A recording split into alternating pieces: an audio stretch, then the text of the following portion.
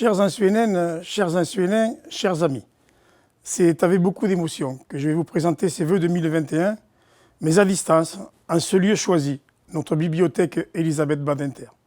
Il s'agit d'un petit clin d'œil au secteur de la culture qui est particulièrement mis en difficulté avec la Covid-19.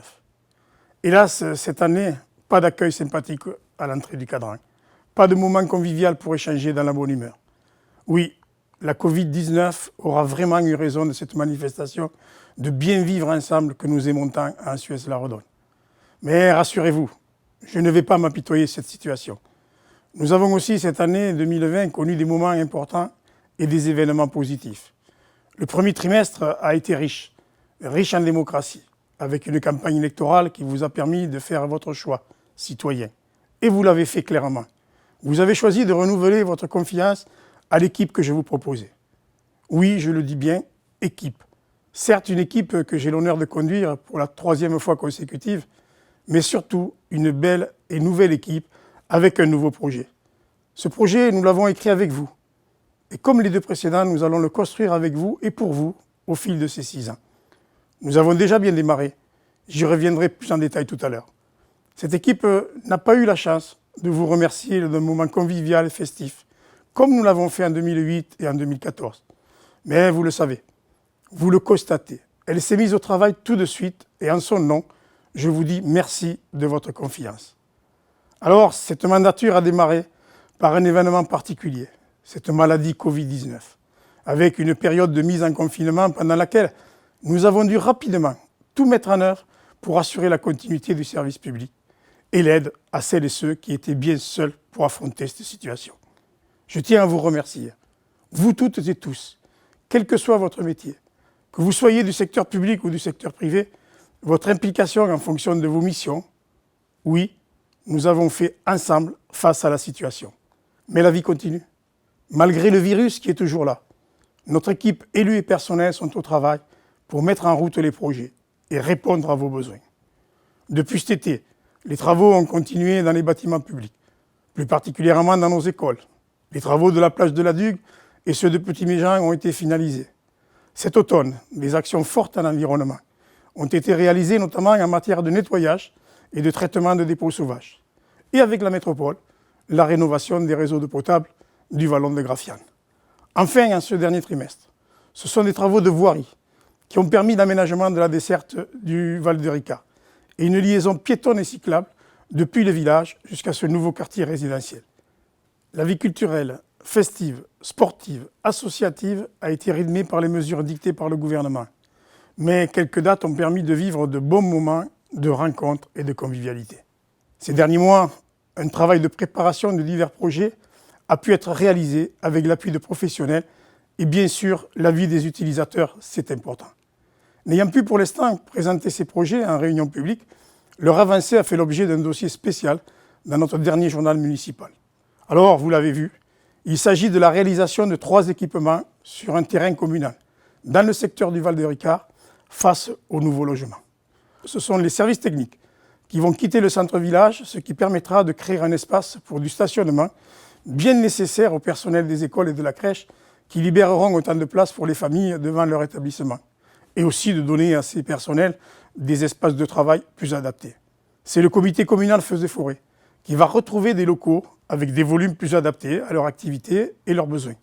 Et enfin, c'est le Secours populaire qui va lui aussi bénéficier d'espaces généreux pour stocker, mettre à la vente leurs marchandises et accueillir le public dans de bonnes conditions.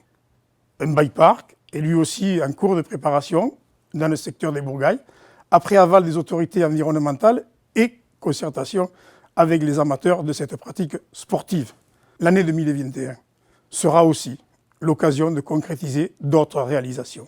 Le sol du gymnase, qui sera entièrement refait cet été pour le bien-être de toutes les activités sportives qui occupent ce lieu. Un mur d'escalade est lui aussi en cours de préparation à proximité du stade et en concertation, encore une fois, avec les spécialistes et utilisateurs de ce genre d'installation.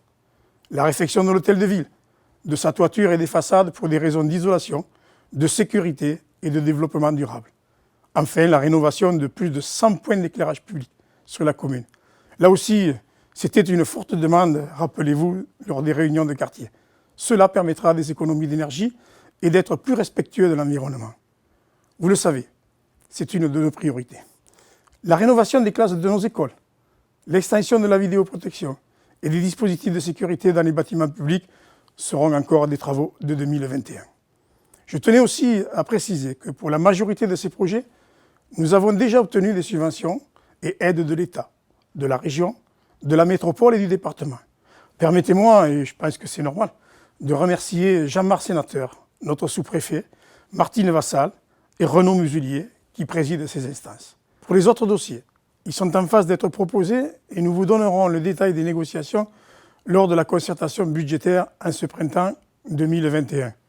Petit clin d'œil à nos présidents de la métropole et de la région. Bien sûr, les projets pluridimensionnels sont en cours de préparation, notamment l'aménagement du Vallon de Graffian, dont la programmation sera définie cette année lors de la discussion budgétaire avec la métropole.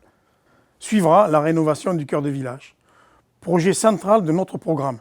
Il permettra de redonner de la vie à ce centre-ville, de créer du paysager, de donner sa place au cheminement piéton et cyclable et de réorganiser le stationnement tout en le conservant. Enfin, comme je le fais chaque année, je me dois de vous informer sur la réalisation du parc logistique des Aiguilles. Il est dans sa phase de démarrage.